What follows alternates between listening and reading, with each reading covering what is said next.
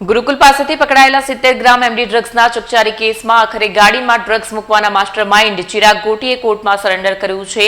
ચિરાગના ભાઈએ સુપ્રીમમાં કરેલી જામીન અરજી સમયે થયેલી દલીલો બાદ સુપ્રીમ કોર્ટના ટકોરના આધારે ચિરાગને 15 દિવસનો સમય અપાયો હતો।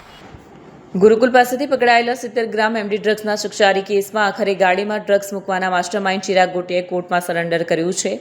આ કેસની વિગત મુજબ અંદાજે 10 મહિના પહેલા વેડ રોડ ગુરુકુલ પાસે બ્રિજના નાકેથી કતારગામ હાથી મંદિર પાસે રહેતા અલ્પેશ મિયાણીને સિંગણપુર પોલીસે 7 લાખના એમડી ડ્રગ્સ સાથે પકડ્યો હતો।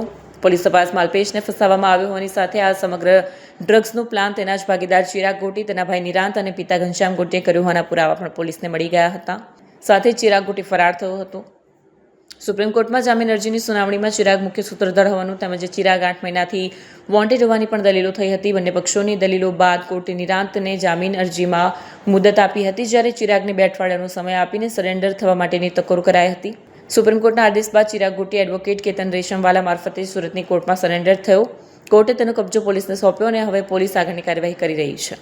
સિંગણપુર પોલીસ સ્ટેશનમાં એક 2025માં 205/2025 એનડીપીએસ એક્ટ મુજબ ગુનો દાખલ થયેલ, જે ગુનો તારીખ 18/3/2025ના રોજ દાખલ થયેલ, જેમાં અલ્પેશ મિયાણી નામના ઈસમ પાસેથી પોતાની કારમાંથી 78 ગ્રામનું ડ્રગ્સ મળી આવેલ, જે સિંગણપુર પોલીસે ગુનાના કામે કબજે કરેલ। ત્યારબાદ તેની વધુ તપાસ કરતાં આ ક્વોન્ટિટી ક્યાંથી આવી અને કેવી રીતે આવી, તે અલ્પેશ ક્યાંથી લાવ્યો તે બાબતે તપાસ ચોક બજાર પીઆઈને સોંપાયેલી।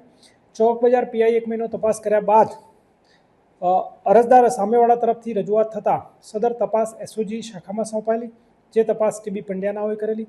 અને આ ડ્રગ્સ ક્યાંથી આવેલું તે એસઓજીના પીઆઈ શ્રી ટીબી પંડ્યા સાહેબે ડ્રગ્સ આપનાર વ્યક્તિઓ સમીર બલ્લર અને બીજો સફી નામનો માણસ, જેમણે ડ્રગ્સ સપ્લાય કરેલો, જેમના નિવેદન લીધેલા અને એ નિવેદન જૂની કલમ 164 મુજબ મેજિસ્ટ્રેટ રૂબરૂ પણ લેવડાવેલા, જેમાં હકીકત બહાર આવેલ કે આ ડ્રગ્સ ખુદ ચિરાગ ગોટીએ મગાવેલ હતું, જે સમીરે આપેલું હતું, અને આ ડ્રગ્સ ચિરાગે પોતાના ભાઈના માધ્યમથી અલ્પેશ મિયાણીની ગાડીમાં એ લોકો 18 તારીખે જ્યારે છેલ્લો હિસાબ કરવા ગયા ત્યારે સીટની નીચેના ભાગેથી મૂકવામાં આવેલું, જે પોલીસને રેડ દરમિયાન મળી આવેલું।